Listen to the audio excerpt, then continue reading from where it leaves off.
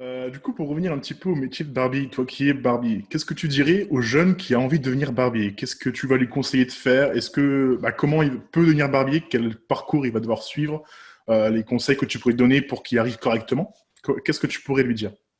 Alors, ça tombe bien que tu me poses cette question parce que c'est vraiment un truc qui me tient à cœur. J'ai toujours formé des jeunes depuis que. Moi je dis qu'on m'a donné la chance d'être coiffeur. C'est-à-dire que j'ai rencontré dans ma vie un gars qui s'appelait Gérard à l'époque. Parce que moi, j'ai pas mal tourné. Moi, je suis grenoblois à la base. Après, je suis parti sur Paris pour tourner un peu dans différents shops. Tout, j'aime bien voir. Aussi, quand je vais à l'étranger, je vais dans des shops. J'aime bien m'inspirer un peu de la rue. La rue, c'est un vrai exemple. Les gens, comme ils se coiffent, ils ont la barbe, comme ils s'habillent, ça, voilà. Et donc, ce fameux patron, Gérard, qui m'a donné, qui était très, très sévère en coiffure et qui m'a donné malgré tout la chance de devenir coiffeur. Donc ça, je lui en remercie encore, même malgré sa sévérité, il y avait du bon. Mais voilà. Alors, qu'est-ce que je dirais à ces jeunes? J'ai le cas d'ailleurs actuellement au salon, que je disais, on est trois à bosser et le jeune que j'avais, il est parti malheureusement parce que je l'aimais beaucoup. Euh, c'est la majorité de ces jeunes qui, en ce moment, le monde de la barbe, le monde du barbershop, c'est in. Tu vois, c'est bien de dire, c'est pas bien de dire je suis coiffeur, mais par contre, c'est super de dire je suis barbeur. Je suis barbeur, ça fait très américain et tout. Mais où t'es barbeur? Avant d'être barbeur, apprends à être coiffeur. C'est la base de tout. D'ailleurs, je déplore qu'il n'y ait pas autant de femmes barbiers parce qu'en en fait, elles pourraient avoir cette technicité que certains barbeurs n'ont pas. Parce que la barbe, c'est ni plus ni moins qu'un dégradé inversé. C'est-à-dire que les femmes, elles savent faire ces dégradés sur cheveux longs, elles maîtrisent complètement, alors que les mecs, ils font des dégradés sur cheveux courts.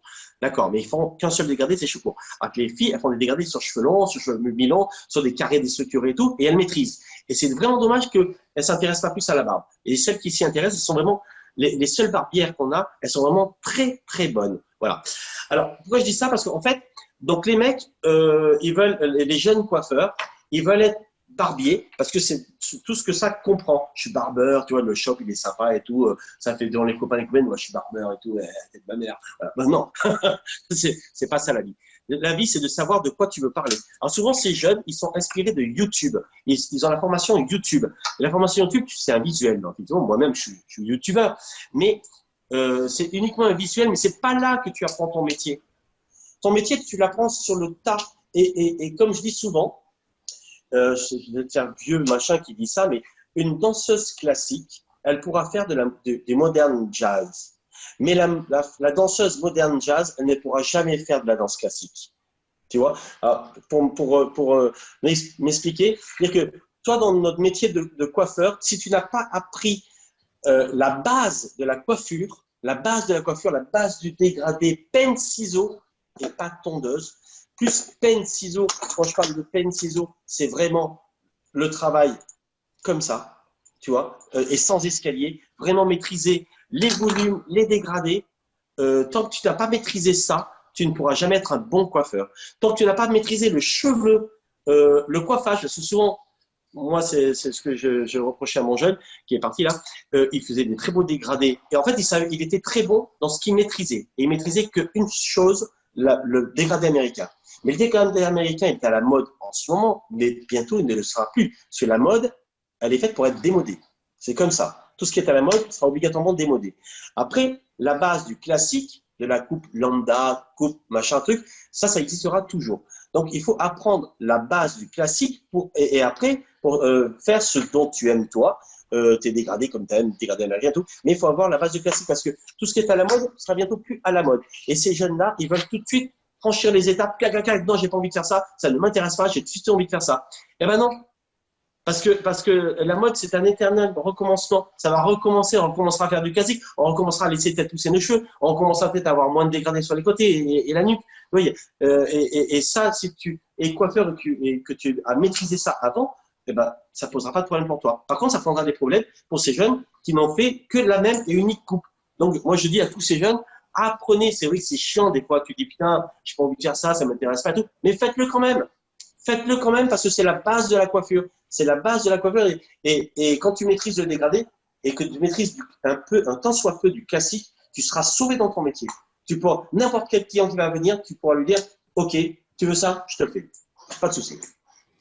Ok. Et du coup, niveau parcours, scolarité, diplôme, est-ce qu'il y a des indispensables? Est-ce qu'on est obligé d'avoir, par exemple, je sais pas, un CAP coiffure, un truc comme ça? Pareil, qui c'est qui nous a pondu ça? Moi, quand j'ai commencé la coiffure, on faisait 3 ans de CAP.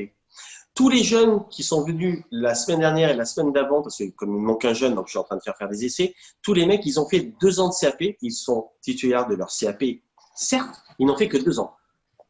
Il faut savoir que quand tu es titulaire de ton CAP, après, tu n'es pas obligé d'aller faire ton brevet. Ton brevet, il est uniquement là pour pouvoir monter ton shop plus tard. On est d'accord. Donc, tu peux rester avec ton CAP. Il y en a beaucoup qui sont restés avec ça et qui bossent en salon. Mais tous les mecs à qui je leur fais un CAP, qui ont un CAP, quand ils viennent en salon, ils sont dans la logique, ils sont coiffeurs. On est d'accord. Donc, ils sont coiffeurs. Donc, moi, les jeunes que j'ai fait faire des essais, eh bien, en fait, tu les mets sur un client ou une cliente, mais les mecs, ils valent que dalle. Ils ne valent que dalle. Ils ont fait que 2 ans de CAP et très souvent, c'est en école de coiffure.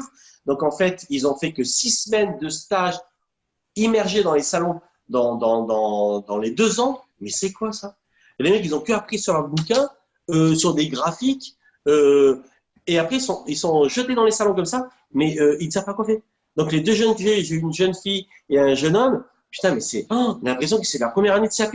Non, ils ont fait une très, très grave, très, très grosse erreur de mettre le CAP en 2 ans. Le CAP, c'est vraiment 3 ans. Et après, tu attaques ton brevet en 2 ans. Voilà. Mais donc, la base, c'est CAP. Bon, 2 ans maintenant, bon, ça sera 2 ans. Donc, la base, c'est 2 ans de CAP.